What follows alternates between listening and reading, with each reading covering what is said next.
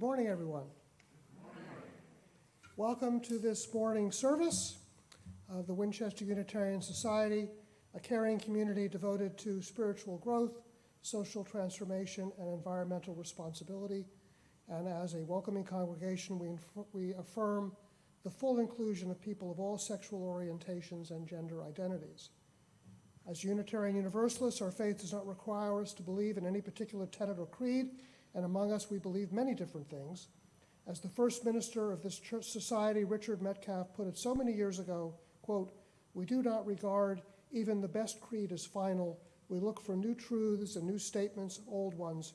We maintain the unlimited right of free inquiry." While our faith does not impose any particular theology or belief, we recognize that it does call upon us to do certain things, and among them, to welcome all who gather with us this morning and every Sunday. So welcome to you all. This is the last summer service, as you probably know, of this summer's series of summer services, and today's service will be led by Lee Barton, and the title of his reflection and the theme of today's service is The Open Mind and Its Enemies. I want to just say to those who may be watching the service virtually, the link in the email you received this morning does not get you to today's order of service. You need to use the link in the highlights you received on Thursday. That will get you to today's order of service. If you don't have the order of service, just sit back and relax, those of you watching virtually, and go with the flow. Okay. And as one of the team that worked to make sure the summer services happened, I just want to take a moment and thank everyone who was involved, all my teammates, including Dennis Brett, John Kramer, and who gave us two wonderful summer services this summer, and Heather Janulis, who swooped in and helped on all the recorded services. So we're very, very grateful for all of that.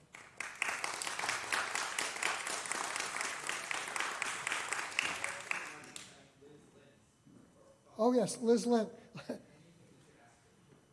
Right, Liz Lynch, Liz. And of course, to all of our video people who make all of this possible. So thank you to you as well. Let me just remind you that we will be having a discussion after the service. So after the service, we'll go have some refreshments outside on the terrace, and then we'll come back at noon for a discussion of Lee's service today. Now, for those in the sanctuary, please let's give a wave to those who are joining us through live stream. And now also let's take a little time this morning to greet one another briefly, and we'll all be called back to attention by the bell from our partner church in Transylvania.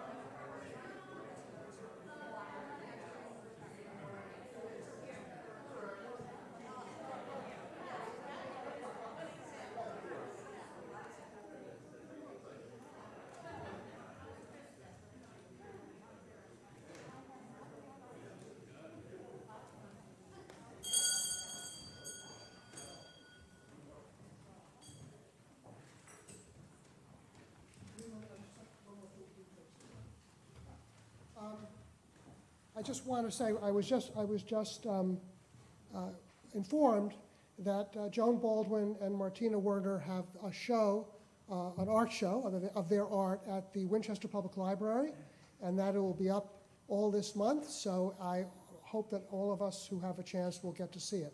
And Fritzy, did you have something? Just a reminder that we have opening Sunday next week. Okay, everybody get that? Opening Sunday next week. Okay? Bring water communion, and a dish for potluck. Okay, I got all of that. It's all on my computer. Bring water and a dish for potluck, and God bless everybody.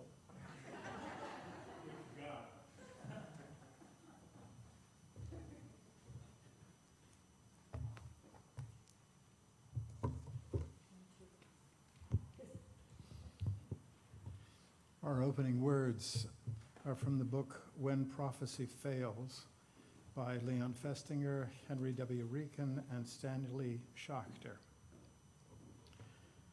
A person with a conviction is a hard person to change. Tell them you disagree, and they turn away. Show them facts or figures, and they question your sources. Appeal to logic, and they fail to see your point. We have all experienced the futility of trying to change a strong conviction, especially if the convinced person has some investment in the belief. Okay. Martin, would you please light the chalice while I recite the chalice lighting words, which should be familiar to you because we ask our children to say them when they light the chalice. We light this chalice to celebrate Unitarian Universalism. I think I do this. Unitarian Universalism. This is the church of the open mind. This is the church of the loving heart. This is the church of the helping hands.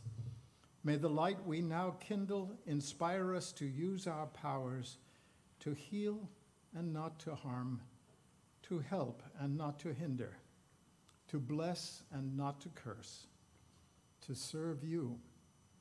And for all these things and each and every one of us, our chalice is lit.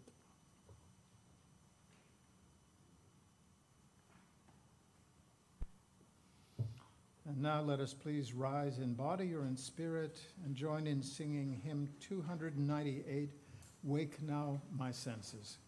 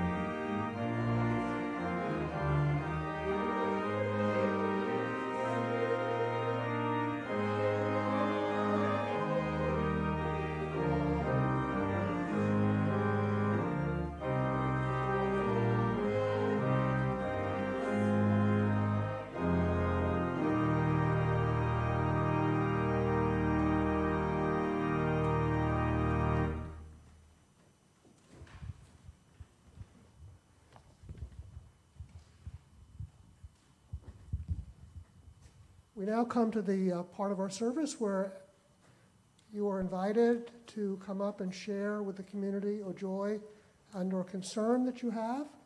And remember, of course, that this is we have a service being broadcast on the web and will be archived. So if there's something you don't wish people to access at some future point, be just aware of that. But now is the time to come forward and light a candle for a joy or concern that you wish to share with the community.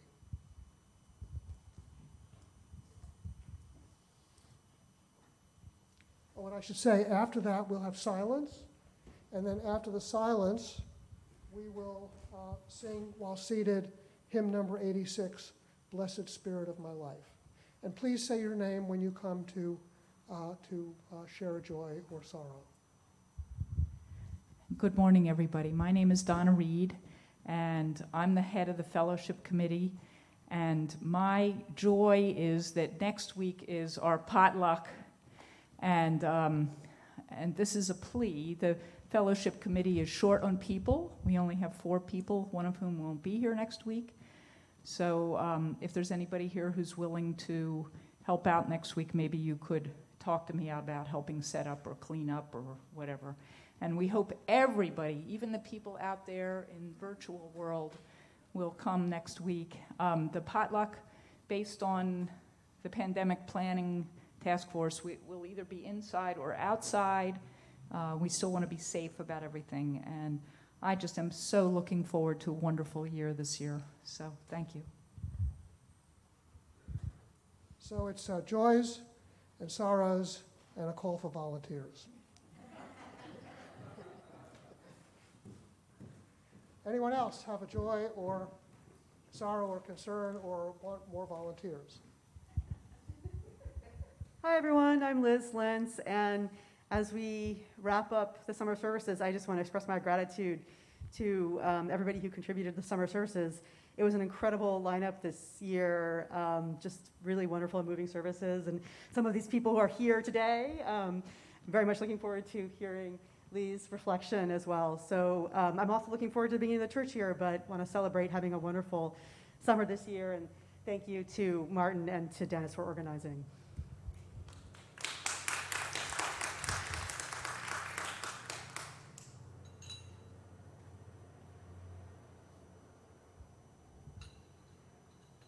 Anyone else?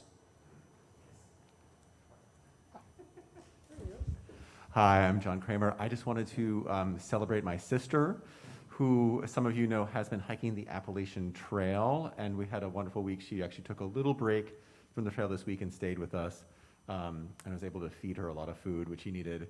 She's got about a month to go, and I'm looking forward to hiking Katahdin at the end of her trail with her, but she's been hiking since March 28th. So, yeah, it's just wanted to celebrate that.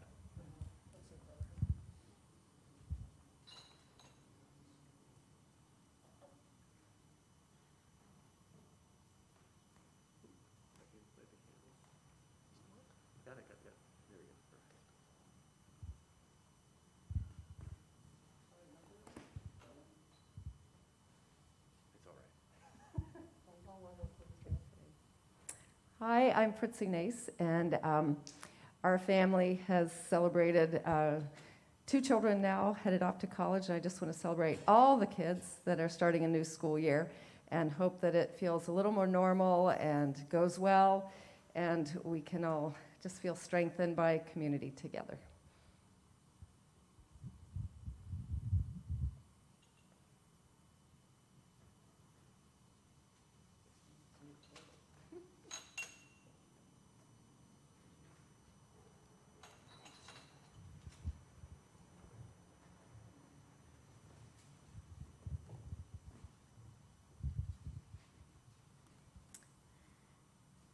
Along the lines of Fritzi's comment, our oldest granddaughter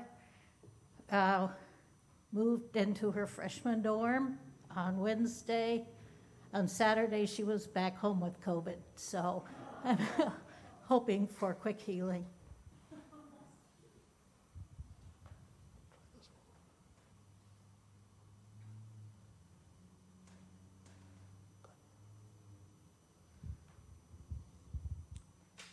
Anyone else? I would like to light a personal candle of joy for our oldest daughter, Katie, who is a proud graduate of the Winchester Unitarian Society and WSEG, who just started her full-time faculty position at NYU this semester.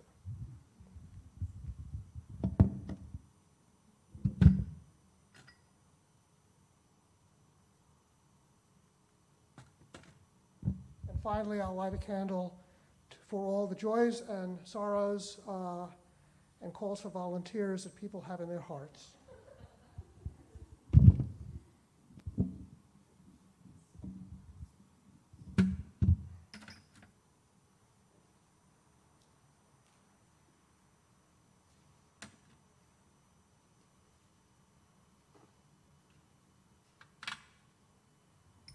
Now we'll have silence, and then we'll get into our hymn number, I believe, is 86, seated.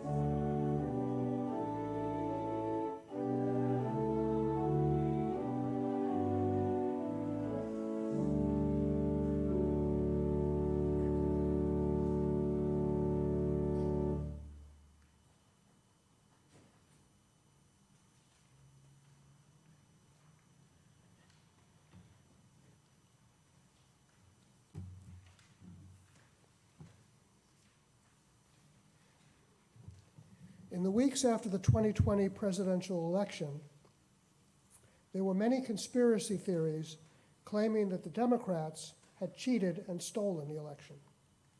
This was especially the case in Georgia. Gabriel Sterling, deputy to Georgia's Secretary of State, had the unenviable task of giving press conferences in which he tried to refute these wild theories. When he testified before the Congressional January 6th committee, Mr. Sterling was asked about this experience. It was frustrating. Our information was getting out, but there was a reticence of people to believe it because the President of the United States, whom many looked up to and respected, was telling them it wasn't true. It was kind of like a shovel trying to empty the ocean. The problem is you get into people's hearts. I remember this one specific attorney that we know. We walked him through it. This wasn't true. He says, okay, I get that. And this wasn't true. He says, okay, I get that. And so on, 5 or 6 things. But at the end he goes, quote, I just know in my heart they cheated, close quote.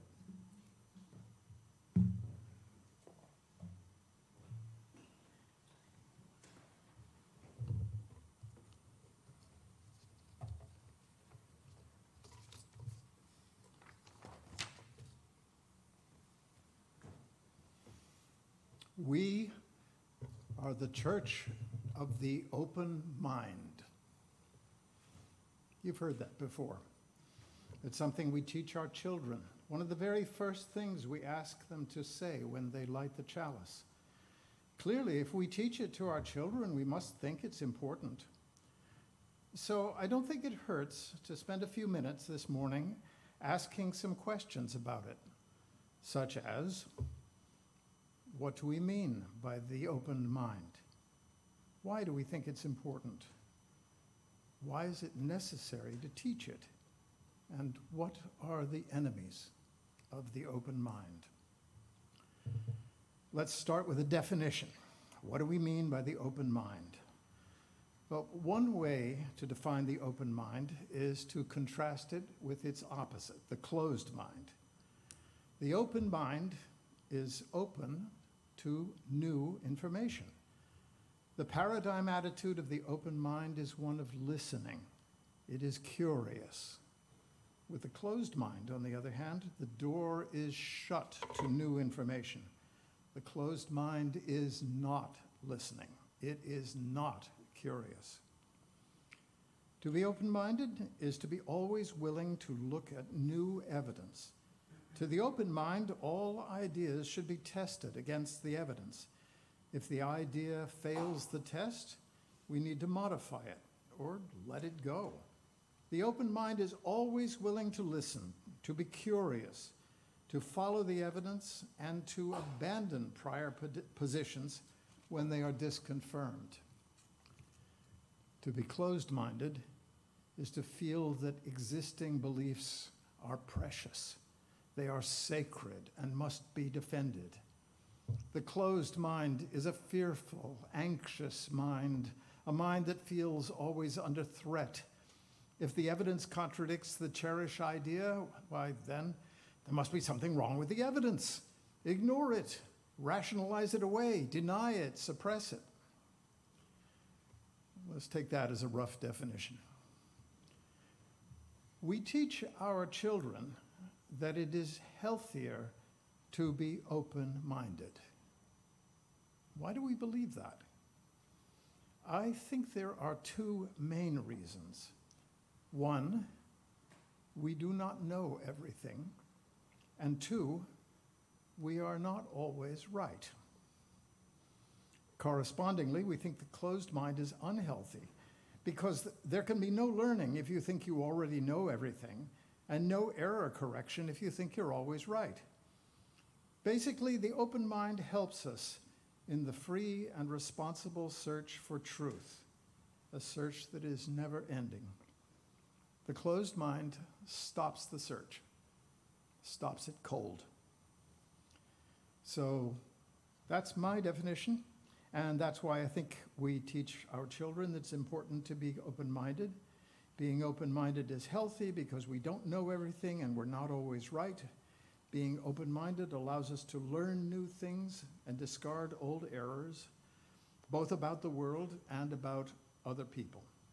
So it would seem to be a no-brainer good thing, being open-minded, right?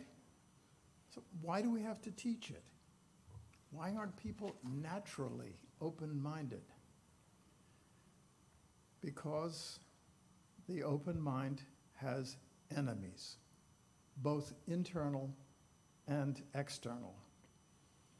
The external enemies are obvious. Just look around. You can see powerful forces that want to shut down unwelcome ideas. In Russia, the state imprisons critics of the Ukraine war. In our own country, politicians are banning books, saying school teachers can't mention sexual orientation, banning critical race theory, protecting our vulnerable third graders from the Harvard Law Review essays of Derek Bell. At the same time, they complain that they are the victims, that they are the ones being canceled. They repeat lies and shout down competing voices. These are the external enemies. Less obvious, but perhaps even more interesting, are the internal enemies. The enemy within, the forces within us that keep us from being open-minded, that prevent us from learning new things and correcting old errors. And it's these internal enemies that I want to focus on this morning. They are insidious. They are easy to ignore, and they are also enemies that we have some power to fight. And the best way I know to talk about all this is by telling stories. My first story is from a book called When Prophecy Fails. Our opening words were taken from that book. It was written in the 1950s by 3 social scientists. It's a study of a small UFO religion in Chicago in 1954. This group was led by a Chicago housewife who claimed to be receiving messages from superior beings from outer space. These messages included a prophecy that a great flood was coming, a flood that would destroy Chicago and large portions of the United States, Canada, Central America, and Europe, and that this flood would arrive before dawn on December 21st, 1954. This was a very specific prophecy. The woman gathered around herself a small group of believers, a dozen or more. Some of these believers took significant actions that showed just how committed they were to the prophecy. They left their jobs. If they were in college, they quit their studies. They gave away money and disposed of possessions. And they prepared for their departure on a flying saucer, which they believed would come and rescue them in advance of the flood. The date, December 21st, 1954, came and went. No flood, no flying saucer, no spacemen. You might think that given such an extreme, radical, unimpeachable disconfirmation of their beliefs, that the believers would be disheartened or angry, that they would feel they'd been suckered, they'd been had, that they would be forced to compare their beliefs with the clear evidence of their own eyes and conclude the prophecy didn't come true, so the prophecy must be wrong. And maybe what led us to believe the prophecy is wrong too. You might think that. But no. Most of them became even more committed to their beliefs. They quickly developed rationalizations for the absence of the flood. In spite of all the evidence, they clung to their beliefs. They had invested so much in their beliefs that they couldn't bring themselves to let go of them. Their minds, in short, were closed. Why? Why were their minds so closed? Why did they cling to their old beliefs even after these beliefs had been proved so disastrously wrong? The authors of the book, When Prophecy Fails, suggest a few reasons. Some of the believers, the most devoted ones, had invested a lot in their beliefs. They'd quit jobs, spent down their savings, broken with friends and family. They'd sunk a lot into their faith. They were surrounded by fellow believers who supported them in their faith. Another thing the authors noticed, they had a lot. They were in a group that gave them a lot of support. Another thing the authors noticed, after the flood and the flying saucers failed to appear, they began to proselytize and preach to others, presumably on the grounds that if more and more people can be persuaded that the system of belief is correct, then clearly it must, after all, be correct. I really think it's good to remember this story. It shows how strong is the need to cling to old beliefs, stronger than we like to admit. And it also shows us the ways people prop up their beliefs in the face of contrary evidence. But this was just a bunch of ignorant UFO crazies. Something like this couldn't happen to a smart person, right? You've heard of Albert Einstein.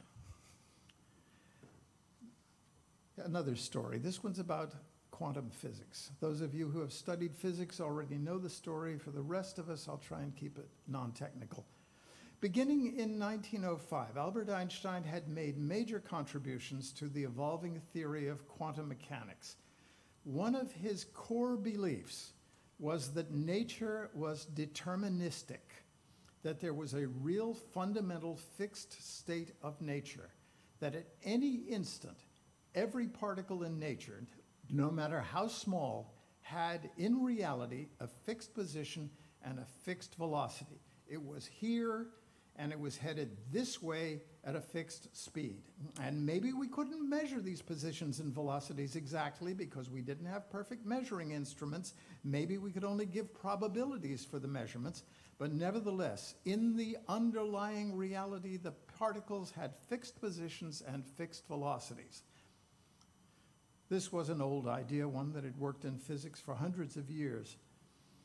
But in 1926, Erwin Schrödinger, Niels Bohr, and Werner Heisenberg advanced what is known as the Copenhagen interpretation, which says that in reality, in its deepest reality, nature is probabilistic, not deterministic.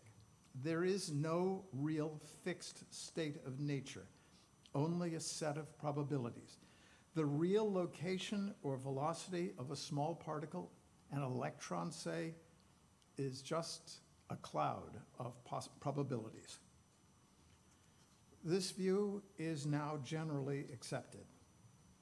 Einstein couldn't accept it. He clung to the deterministic philosophy of nature, which had served him all his life, and he rejected the Copenhagen interpretation. Famously, he said, "God does not play dice with the universe." To which Niels Bohr replied, "Stop telling God what to do." Since then, physics has advanced, and Einstein was left behind. Think about it. This isn't some pathetic UFO crazy. This was Albert Einstein. He was a pretty smart guy. And this is science, a shared enterprise with established procedures, testability, transparency, peer review, commitment to good faith arguments. This story shows just how powerful is the urge to cling to the familiar, to ideas we have invested in when those beliefs encounter contradictory, disconfirming evidence. If it can happen to Einstein, it can happen to you and me.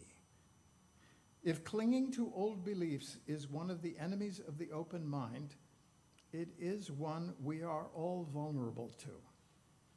Being smart doesn't save you. In fact, there's evidence that the smarter you are, the more vulnerable you are, because you're more ingenious in coming up with defenses and rationalizations for your beliefs. Einstein spent years trying to come up with ingenious arguments why the Copenhagen interpretation was wrong, never succeeding. I think this is why we teach our children that the open mind is so important. It's because having an open mind is hard work. It's unnatural.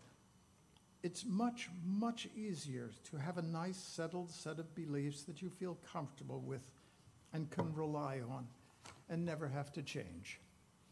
And the more you invest in these beliefs, the less willing you are to change them. This is the sunk cost fallacy, also called throwing good money after bad. People do it all the time. Say you buy a movie and it turns out to be boring. You're tempted to keep watching it even if you're not getting any pleasure out of it. After all, you paid for it. You don't want to admit you made a mistake, even if you could easily find better things to do with your time. Think of the UFO cult. Many of its members had invested money and time in the cult. They'd quit their jobs and run through their savings. They'd sunk a lot into that belief.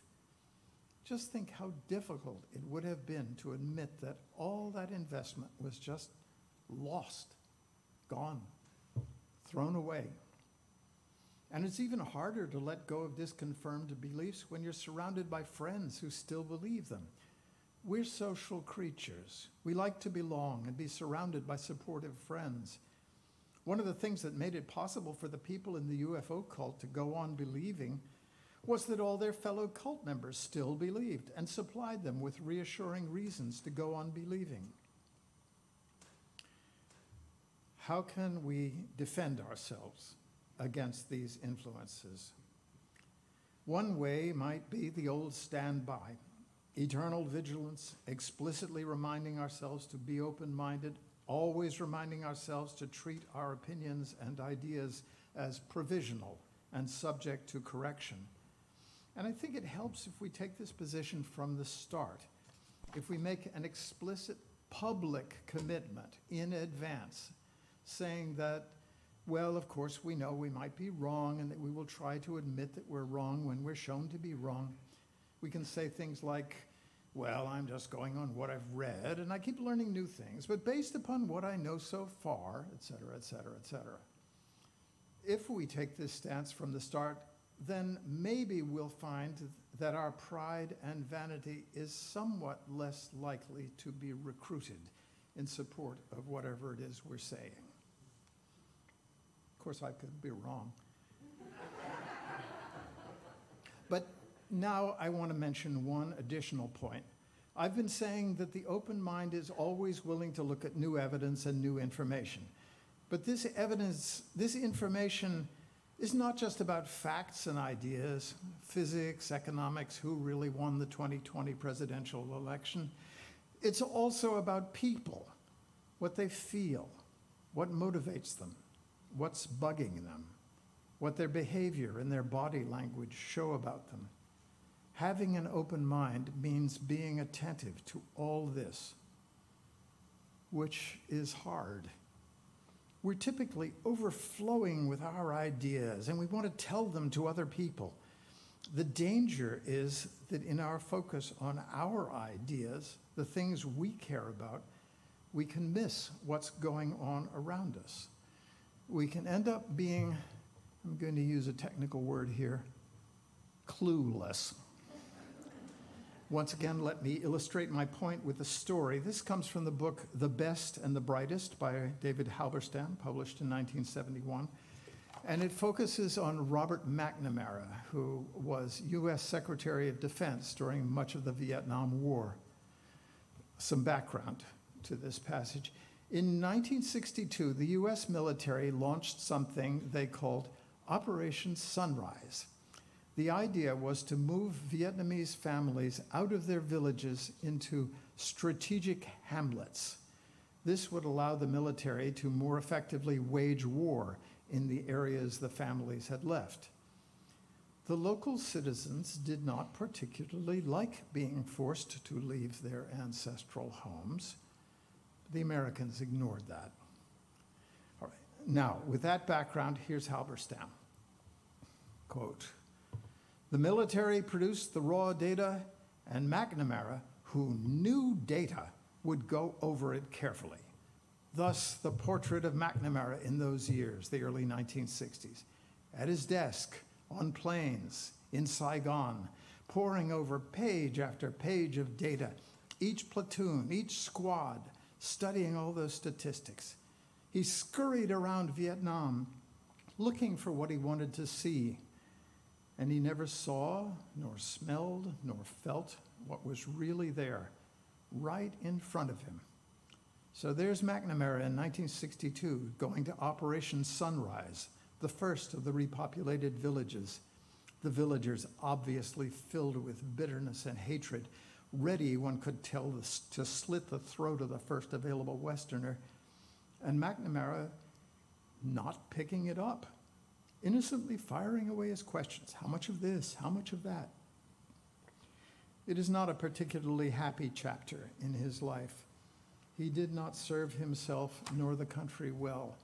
He was, there is no kinder or gentler word for it, a fool.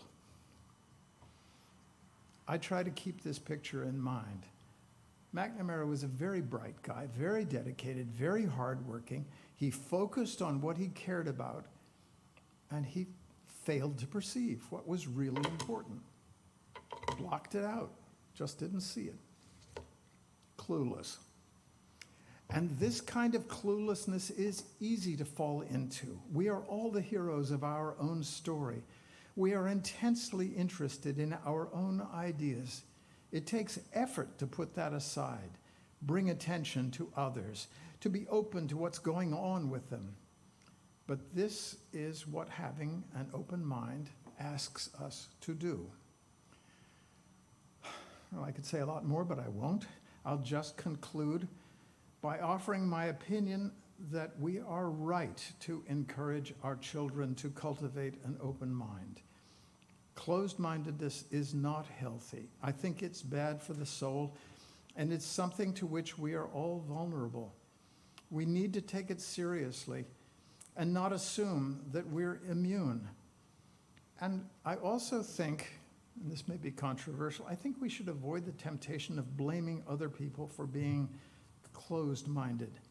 If they are, why is that a surprise?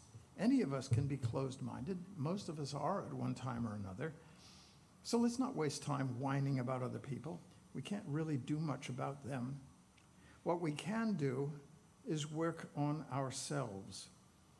One of the reasons we come to this church and belong to this community is to nurture our souls. It makes us healthier when we remind ourselves that we do not know everything and we are often wrong. When we make an effort to listen to and sense what others are feeling, and when we support each other in the free and responsible search for truth.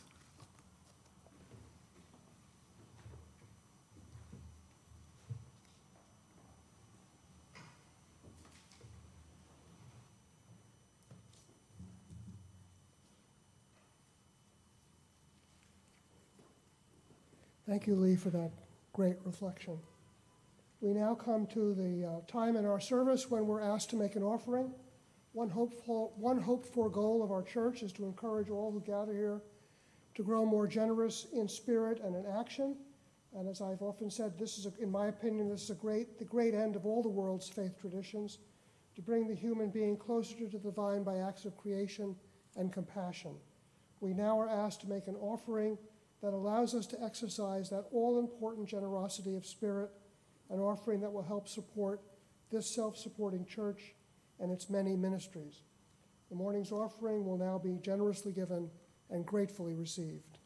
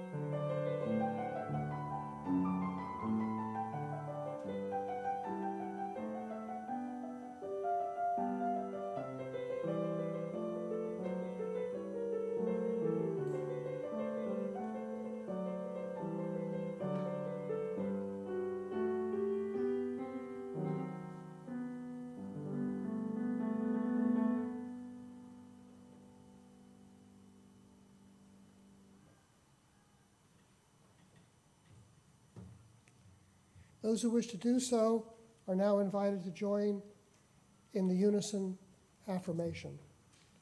We gather not for ourselves alone, but to use our common power to build the beloved community within and beyond these walls. We create and reaffirm this covenant this day to make justice flourish, to practice compassion amidst difference, and to embody transformative love. And now please rise in body or in spirit for our closing hymn, number 142, Let There Be Light.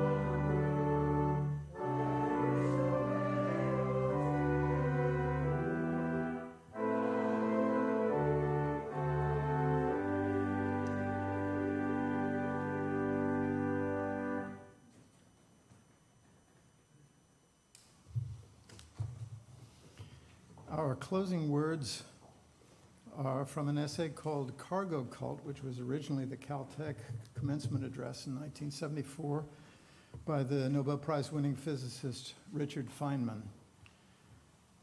The first principle of true science is that you must not fool yourself. And you are the easiest person to fool.